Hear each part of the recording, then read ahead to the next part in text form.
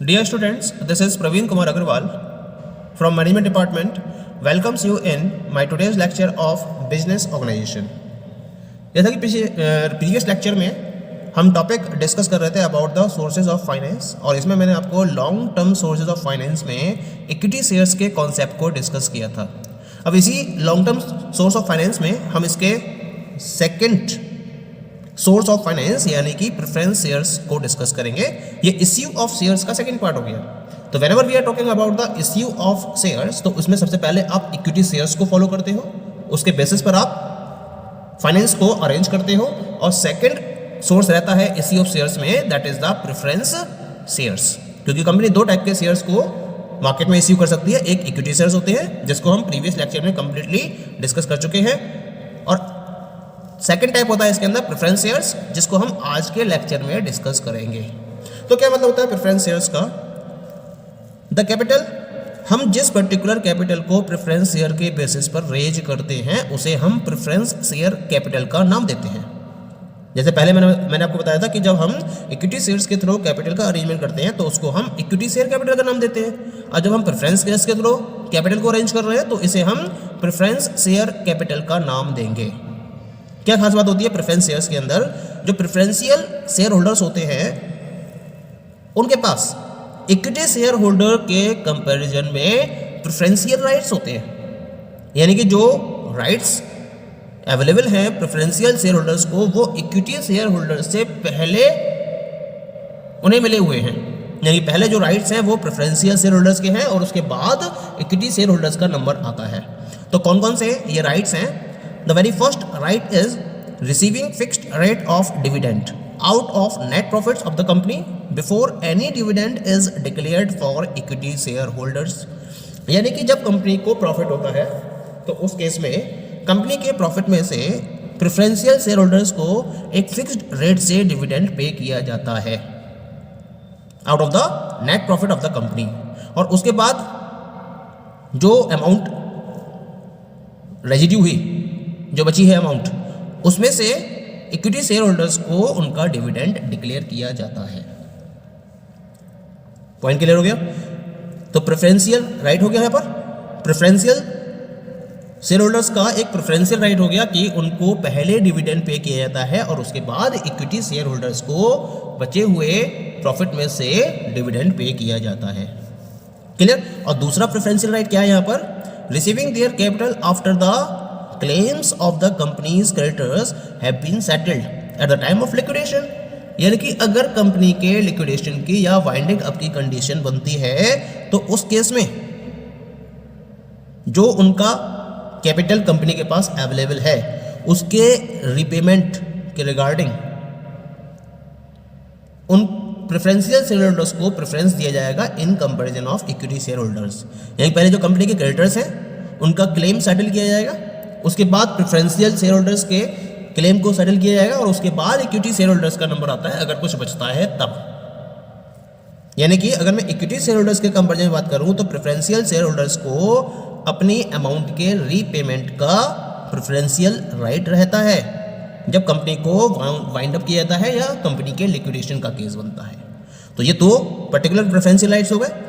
तो equity shares के comparison में प्रेफरेंस शेयर्स को ये प्रेफरेंशियल राइट्स होने की वजह से इन शेयर्स को हम प्रेफरेंस शेयर्स के नाम से जानते हैं।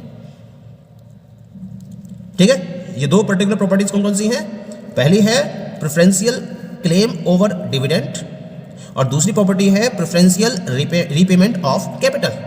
और इन दोनों प्रॉपर्टी की वजह से इन शेयर्स को हम प्रेफरेंस शेयर्स का नाम देते हैं, और जिनके पास ये पर्टिकुलर शेयर्स अवेलेबल होते हैं उनको हम प्रेफरेंस शेयर होल्डर्स का नाम देते हैं। पॉइंट क्लियर हो गया? अब प्रेफरेंस शेयर होल्डर्स में क्या होता है? इनके पास वोटिंग राइट्स अवेलेबल नहीं होता है।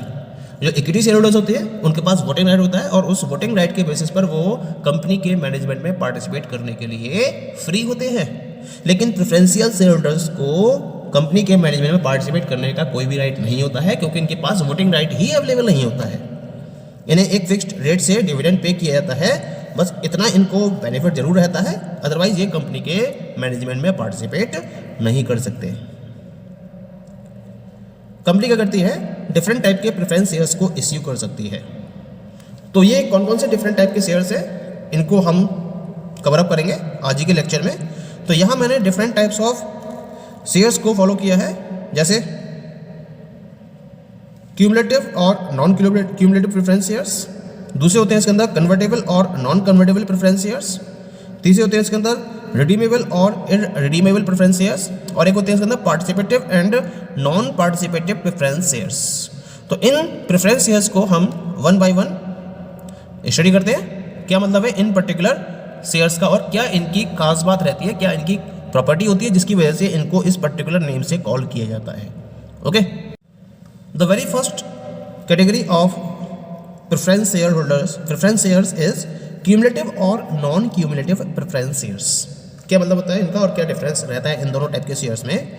जब हम क्यूमुलेटिव प्रेफरेंस शेयर्स की बात करते हैं तो इस केस में if no dividend is declared in a certain year, they have to claim to receive the same in the subsequent years. Thus, arrears of dividends goes on accumulating. क्या मतलब हुआ इसका कि मान लीजिए किसी एक पर्टिकुलर ईयर में कंपनी को प्रॉफिट नहीं हुआ और उसकी वजह से उसने डिविडेंड को डिक्लेयर नहीं किया। जब डिविडेंड डिक्लेयर नहीं किया तो प्रेफरेंस शेयर होल्डर्स को उस पर्टिकुलर ईयर का डिविडेंड नहीं मिला। तो अगर उनके पास क्यूमुलेटिव प्रेफरेंस शेयर्स हैं तो उस केस में वो सेम डिविडेंड को सब्सिक्वेंट ईयर्स में क्लेम कर सकते हैं, यानी कि आने वाले किसी भी पर्टिकुलर ईयर में वो उसको क्लेम कर सकते हैं। और कंपनी क्या करेगी, जब कंपनी को प्रॉफिट होगा तो जो प्रीवियस डिविडेंड्स कंपनी ने पे नहीं किए थे उसको करंट डिविडेंड में एरियर के तौर पर ऐड करते हुए प्रेफरेंस शेयर होल्डर्स को एक्यूमुलेटेड वे में प्रोवाइड किया जाता है। इसी वजह से इन प्रेफरेंस शेयर्स को हम क्यूमुलेटिव प्रेफरेंस शेयर्स का नाम देते हैं। पॉइंट क्लियर हो गया। और दूसरे क्या है नॉन क्यूमुलेटिव। क्या मतलब होगा कि अगर कंपनी को किसी पर्टिकुलर ईयर में प्रॉफिट नहीं होता है और उसकी वजह से कंपनी डिविडेंड को डिक्लेयर नहीं करती है, तो उस साल में जो डिविडेंड डिक्लेयर नहीं किया गया तो प्रेफरेंस शेयर होल्डर्स जो non cumulative preference share holders हैं वो नेक्स्ट ईयर के लिए इस डिविडेंड को क्लेम नहीं कर सकते। यानी कि अगर प्रॉफिट नहीं हुआ और डिविडेंड पे नहीं किया गया कंपनी की तरफ से तो उस साल उन्हें कोई डिविडेंड नहीं दिया जाएगा। तब हम ऐसे प्रेफरेंस शेयर्स को नॉन क्यूमुलेटिव प्रेफरेंस शेयर्स का नाम देते हैं। यानी कि जहां पर एरियर्स के फॉर्म में डिविडेंड एक्यूमुलेट होता चला जाता है, अगर पे नहीं किया जाता है तो होगा क्यूमुलेटिव प्रेफरेंस शेयर्स। और जहां एक्यूमुलेट नहीं होता है, यानी कि अगर डिविडेंड प्रॉफिट नहीं है तो डिविडेंड पे नहीं किया गया तो पे नहीं किया जाएगा, आगे भी पे नहीं किया जाएगा, और जिस समय प्रॉफिट होगा उस समय ही पे किया जाएगा। तो हम ऐसे प्रेफरेंस शेयर्स को नॉन क्यूमुलेटिव प्रेफरेंस शेयर्स की कैटेगरी में रखते हैं। पॉइंट क्लियर हो गया। अब हम सेकंड की बात करते हैं। The second one is the convertible और नॉन कन्वर्टेबल प्रेफरेंस शेयर्स। बहुत सिंपल सी डेफिनेशन इनकी। कन्वर्टेबल का मतलब होता है जिन प्रेफरेंस शेयर्स को एक राइट दिया गया है into converting into the equity shares with in certain fixed period, तो हम ऐसे प्रेफरेंस शेयर्स को कन्वर्टेबल प्रेफरेंस शेयर्स का नाम देते हैं। यानी कि एक पर्टिकुलर सर्टेन फिक्स्ड पीरियड के बाद जब हम प्रेफरेंस शेयर्स को इक्विटी शेयर्स में कन्वर्ट करने का राइट रखते हो तो ऐसे प्रेफरेंस शेयर्स को कन्वर्टेबल प्रेफरेंस शेयर्स की कैटेगरी में रखा जाता है। और दूसरे होते हैं नॉन कन्वर्टेबल, यानी कि ये वो प्रेफरेंस शेयर्स होते हैं जिनके पास कन्वर्जन का कोई भी राइट अवेलेबल नहीं होता है। इसी वजह से इनको हम नॉन कन्वर्टेबल प्रेफरेंस शेयर्स की कैटेगरी में रखते हैं। पॉइंट क्लियर हो गया। Convertible preference shares that can be converted into equity shares with in certain fixed period, और जिनको कन्वर्ट ना किया जा सके वो नॉन कन्वर्टेबल प्रेफरेंस शेयर्स हो गए। ठीक है। अब हम बात करते हैं about the third category of preference shares, that is redeemable preference shares और इररिडीमेबल प्रेफरेंस शेयर्स। क्या कॉन्सेप्ट रहता है। पहले हम बात करेंगे रिडीमेबल प्रेफरेंस शेयर्स की। Under redeemable preference shares a company undertakes to return the amount paid on such shares after some particular period of time and under the certain conditions. Such shares may be redeemed either out of the profits available for dividends, यानी कि अगर मैं इन particular redeemable preference shares की बात करूं तो इन particular preference shares को एक पर्टिकुलर पॉइंट ऑफ टाइम के बाद रिडीम किया जाता है।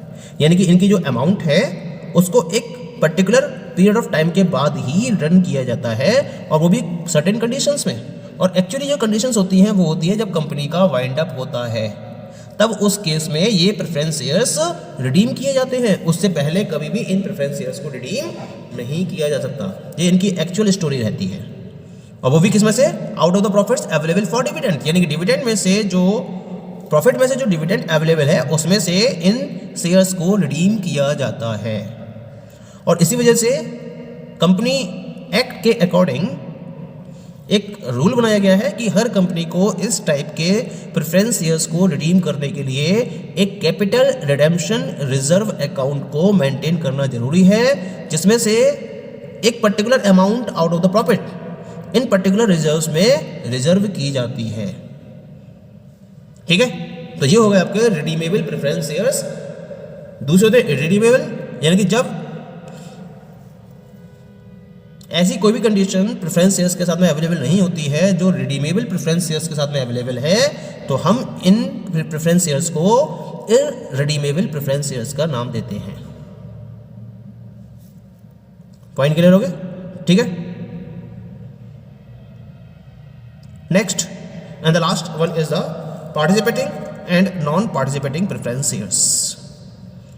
क्या मतलब होता है पार्टिसिपेटिंग का और नॉन पार्टिसिपेटिंग का? पहले बात करते हैं पार्टिसिपेटिंग प्रेफरेंस शेयर्स की।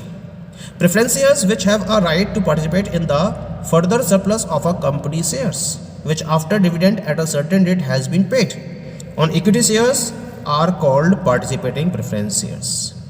यानी कि प्रेफरेंस शेयर्स जिन पर्टिकुलर शेयर होल्डर्स के पास अवेलेबल है उनको क्या करा जा चुका है, उनको एक सर्टेन रेट से उनका डिविडेंड पे किया जा चुका है, लेकिन उस सर्टेन रेट से डिविडेंड पे किए जाने के बाद भी अगर इनके पास प्रेफरेंशियल राइट होता है, इनके पास एक राइट होता है कंपनी के सरप्लस में, फर्दर सरप्लस में पार्टिसिपेट करने का, जैसा कि इक्विटी शेयर्स के पास है, तो हम इनको पार्टिसिपेटिंग प्रेफरेंस शेयर्स का नाम देते हैं।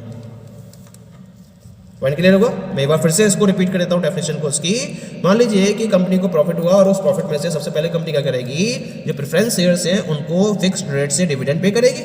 अब उस फिक्स्ड रेट से डिविडेंड पे करने के बाद भी जो प्रेफरेंस शेयर्स या जो पर्टिकुलर प्रेफरेंस शेयर्स कंपनी के रेजिड्यू प्रॉफिट में से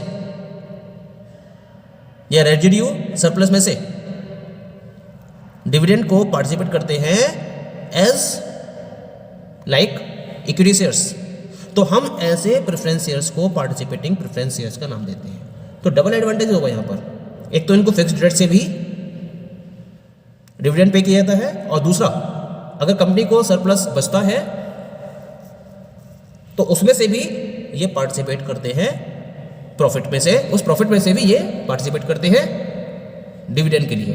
तो हम इस पर्टिकुलर प्रेफरेंस शेयर को पार्टिसिपेटिंग प्रेफरेंस शेयर की कैटेगरी में रखते हैं। और दूसरे होते हैं नॉन पार्टिसिपेटिंग, मतलब जिनके पास कंपनी के प्रॉफिट में से पार्टिसिपेट करने का ऐसा कोई भी राइट अवेलेबल नहीं होता है, तो हम ऐसे प्रेफरेंस शेयर्स को नॉन पार्टिसिपेटिंग प्रेफरेंस शेयर्स की कैटेगरी में रखते हैं।